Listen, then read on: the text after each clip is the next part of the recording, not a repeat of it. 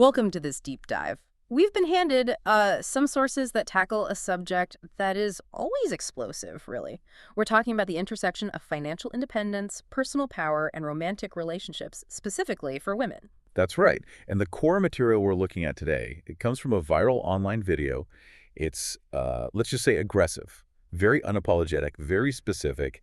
It makes this really forceful argument that women need to ditch what the speaker calls the romantic delusion, this idea that money is somehow secondary. Right. And instead, they should prioritize financial ambition. Like, that's the ultimate key to getting control and freedom in their lives. Exactly. So our mission today is to take this, well, high-octane rhetoric and really unpack the specific arguments, the mechanisms, and some pretty brutal anecdotal evidence the source uses to back it all up. Yeah, we're digging into why this speaker defines money, especially in a capitalistic society, as literally synonymous with power, and why they think prioritizing wealth over, the search for love is actually the most rational thing a woman can do. It's definitely a compelling argument because it forces you to confront these really deeply ingrained societal scripts, doesn't it? It absolutely does. You're comparing that traditional pressure on women, pursue love, be humble, all that, against this pretty radical push for hard financial stability. And the source basically suggests that many women are, maybe unknowingly, being set up for long-term vulnerability just because they've been sold this, well, this bad narrative. Yeah, a narrative that doesn't serve them. Okay, so let's dive right in then. The material kicks off by highlighting what it sees as a huge and frankly frustrating societal double standard. And it centers entirely around talking about success and wealth. Right. And the mechanism they really focus on is this pressure for women to be humble. Yeah, tell me about that. Well, the speaker notes they get immediate, consistent backlash whenever they talk about their own accomplishments. And it's framed specifically as them not being humble because they're a woman. Ah, okay. So the argument is that this is designed, maybe unconsciously, maybe not, to keep women quiet about their wins. That's the claim. Keep them from sharing what works. And if you contrast that with how men operate, according to the source, the difference is pretty stark. Very. Men, the source says, openly discuss how they made money, not just to show off, but actually to inspire and teach each other. Okay, so it's seen as a positive thing, like a way for men to collectively help each other stay in power, as the source puts it. Exactly. And the source argues this lack of that kind of open sharing and mutual inspiration among women is actually part of the problem holding them back. Interesting. And this connects directly to the main critique aimed at other women, right? This love over money delusion. Yes, that's the core of it. The source really takes aim at women who tell other women, oh, money's not the most important thing, or you should just focus on finding love. Because the source sees that as perpetuating a dangerous cycle, leading to vulnerability. Precisely. It's seen as bad advice that keeps women dependent. Okay, I have to say, the counter-argument here was probably the most challenging bit of rhetoric for me. Which part with that?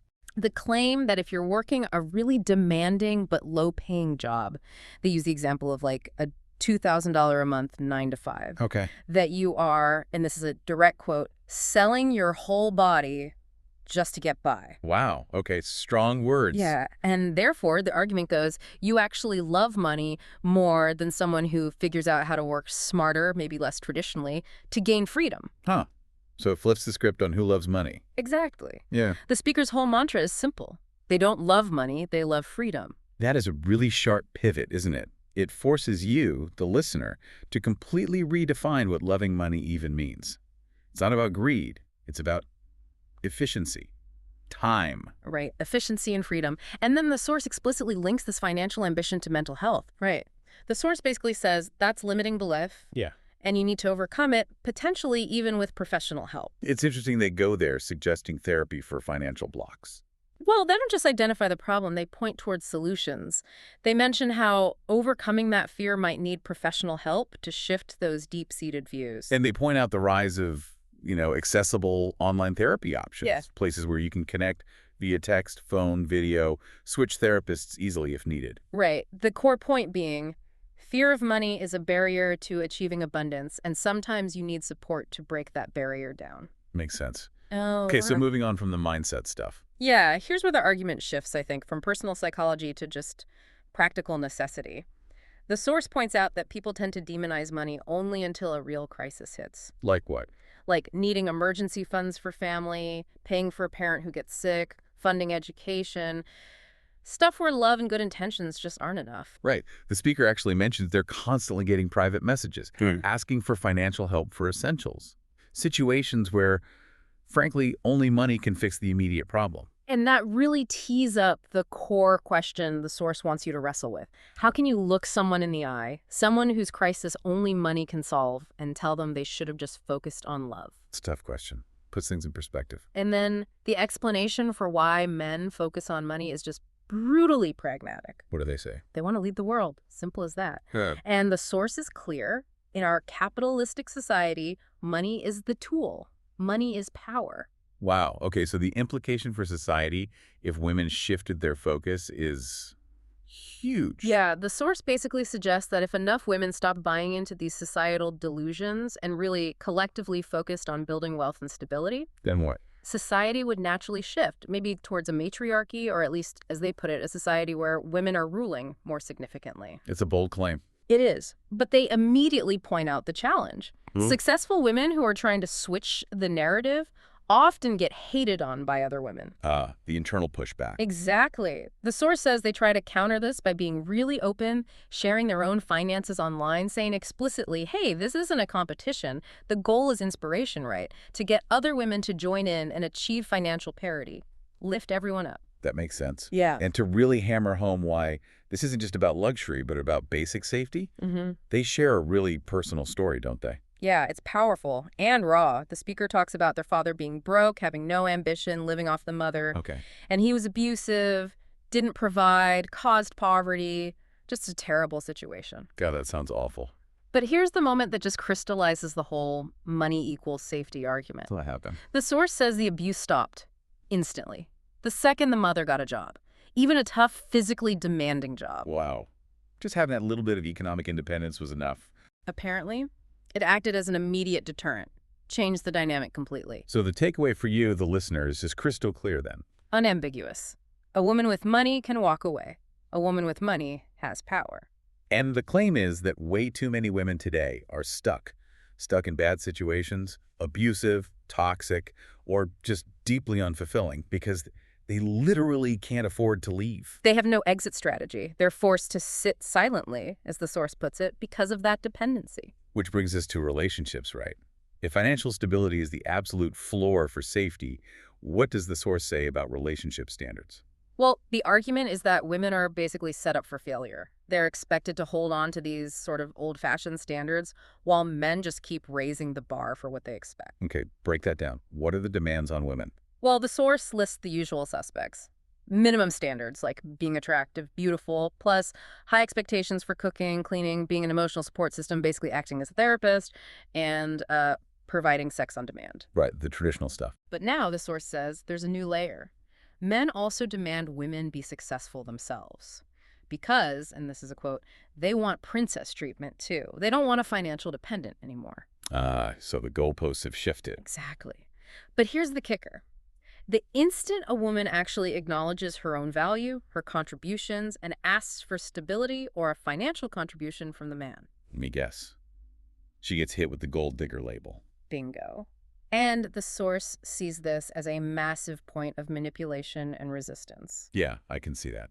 How do they counter it? They argue that the foundational value a woman brings to a marriage, all that emotional labor, the domestic management, potentially raising children, is always the most. That a man's contribution often cannot compare. Okay. So asking for financial stability isn't greed. It's simply acknowledging the immense, often invisible value they're bringing, and that gold digger label. It's just a tool to shame women into silence, to stop them from demanding what they're worth. That's a really strong reframing. It is, and it leads right into this warning about what they call the trap of broke love. Broke love. Yeah. The source warns women very strongly against celebrating financial struggle as if it's some sign of true romantic commitment. Calls that another delusion, basically marketed to women. Okay. And do they give examples? Yeah, they mention friends who dated men with no ambition, purely for love. And years later, they ended up traumatized with literally nothing material to show for all that time and emotional investment. Ouch. That's bleak. It is. And they try to explain the psychology behind why this happens. It's fascinating, actually. Ooh, what? The source suggests the broke man, right, feels unsuccessful because society tells him men should be successful providers. Uh-huh. He internalizes this failure, lacks self-respect, Okay. and then, unable to really process his own feelings of inadequacy, he starts doubting his partner. Like, why is she really with me? She must be settling. Projecting his insecurity onto her. Exactly. And the result, he takes out all that anger, frustration, and insecurity on the woman at home. She becomes the target. So that's the mechanism why broke love can turn toxic. Patriarchal pressure meets personal failure and poisons the relationship. That's the theory presented. Yeah. And the source concludes that the absolute worst kind of men actually thrive on control precisely when they know a woman has nothing, no resources, no options. Knowing she can't leave without his permission gives him the ultimate power. Yeah. Chillin' stuff. Definitely. So, for you listening, maybe you're in what seems like a stable relationship right now. What's the advice? Constant vigilance.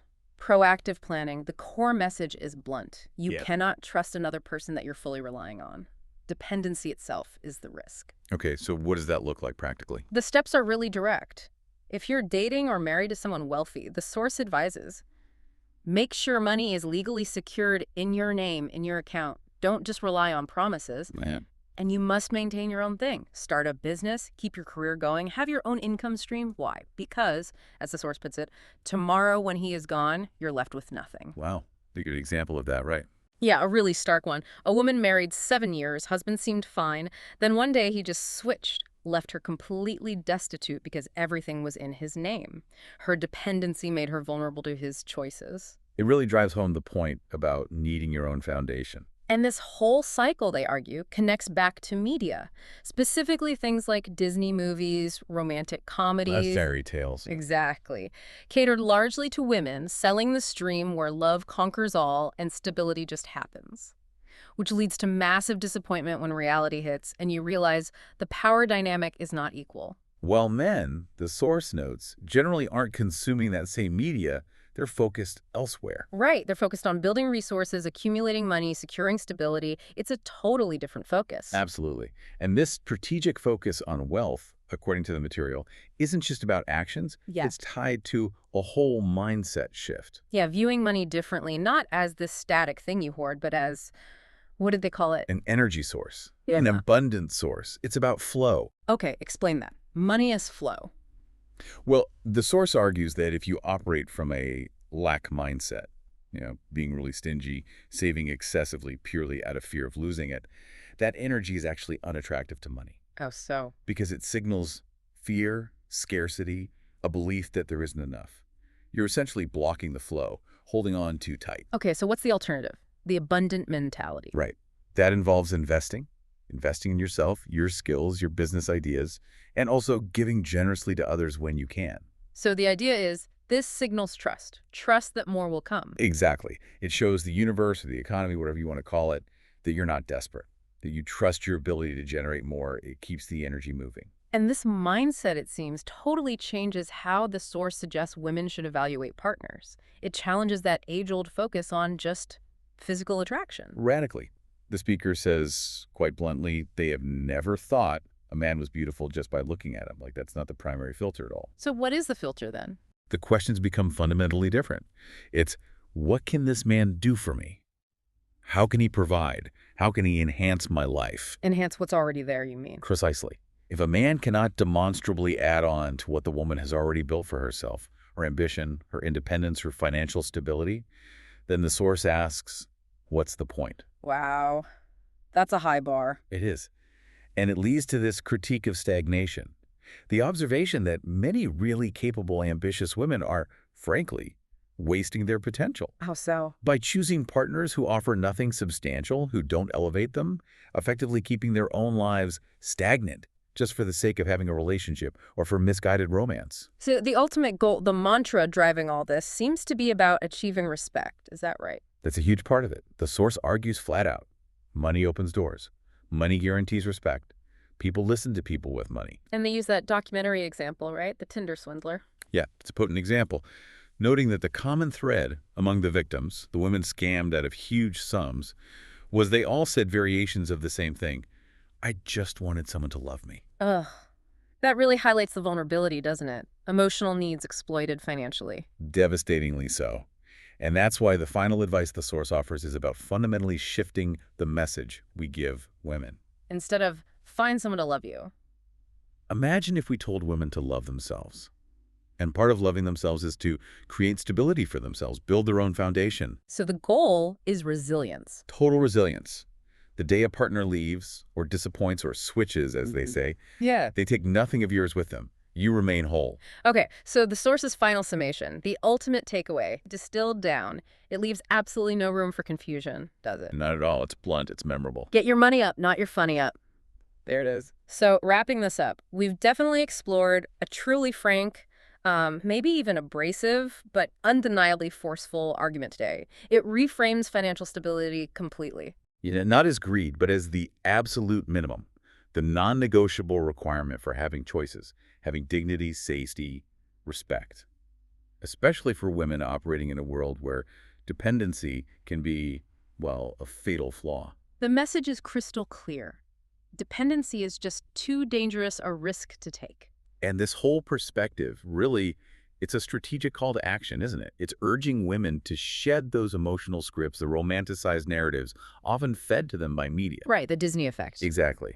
And instead adopt the kind of strategic, power-focused mindset that's traditionally been reserved for or expected of men who aim to lead or build empires. The evidence they cite, everything from avoiding personal trauma to just securing future independence, it really serves as a potent, maybe uncomfortable reality check for a lot of people. It does, and it leaves us with a really provocative thought, I think. The sources suggest that just relying on pretty privilege, if you have it, isn't enough. It eventually fades or fails. It needs to be backed by something more substantial. Right. Backed by confidence, by actual capability, and by logical thinking, as the source puts it. So here's the question for you to think about. If this pursuit of financial power truly becomes the new definition of desirable female ambition, how dramatically might the power dynamics shift? Not just in relationships, but in the fundamental structure of society, maybe even within the next decade. That's definitely something to mull over as you consider the challenging and maybe paradigm-shifting ideas we've examined today.